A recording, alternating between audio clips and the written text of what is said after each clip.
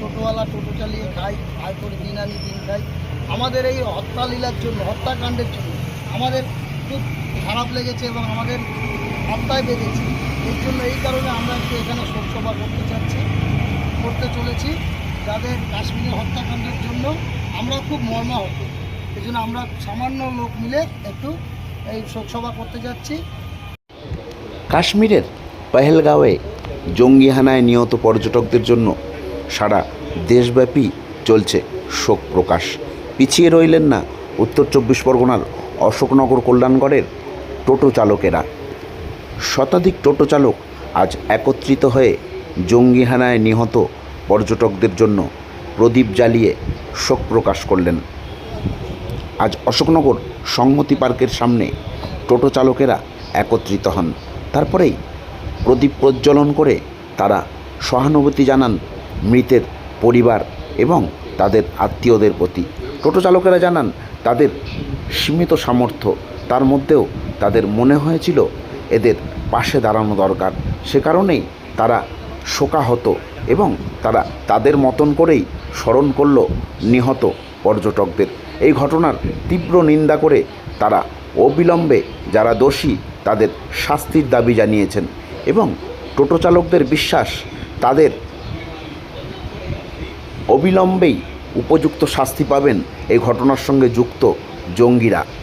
পাশাপাশি প্রতিবেশী দেশকেও তারা সমুচিত জবাব দেওয়ার দাবি তুলেছেন। আর এ প্রসঙ্গেই আমরা কথা বলেছিলাম অশোকনগর আইএনটিটিইউসির নেতৃত্ব সঞ্জয় রাহার সঙ্গে। সঞ্জয় রাহা টোটো চালকদের প্রশংসা করলেন এবং এ প্রসঙ্গে টোটো চালকদের প্রশংসা করে কি বললেন সঞ্জয় রাহা শোনাবো আপনাদের। শুনুন এক টোটো চালকেরও কথা। এই প্রদীপ প্রজ্বলন করলেন।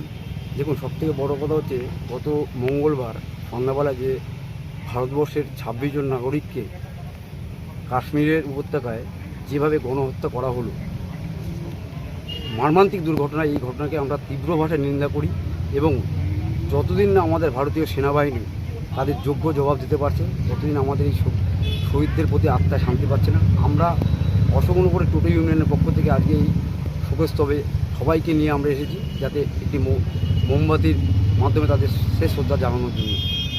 আর সবথেকে বড় কথা, যাদের পরিবার আজকে মানে বিপদের মুখে, তাদের পাশে আমাদের সমস্ত রকম বাংলার পক্ষ থেকে বলুন বা ভারতবর্ষের সমস্ত নাগরিকের পক্ষ থেকে তাদের প্রতি আমাদের প্রতি আন্তরিক শ্রদ্ধা নিবেদন করছি।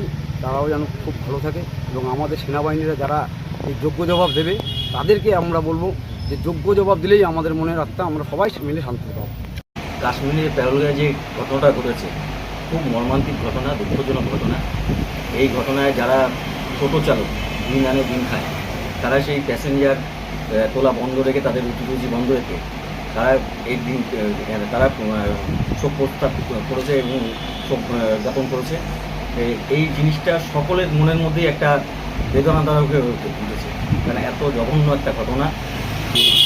যারা তাদের উপরে বেশি চালানো, তাদের মৃত্যু, এটা কেউ মেনে নিতে পারছে না।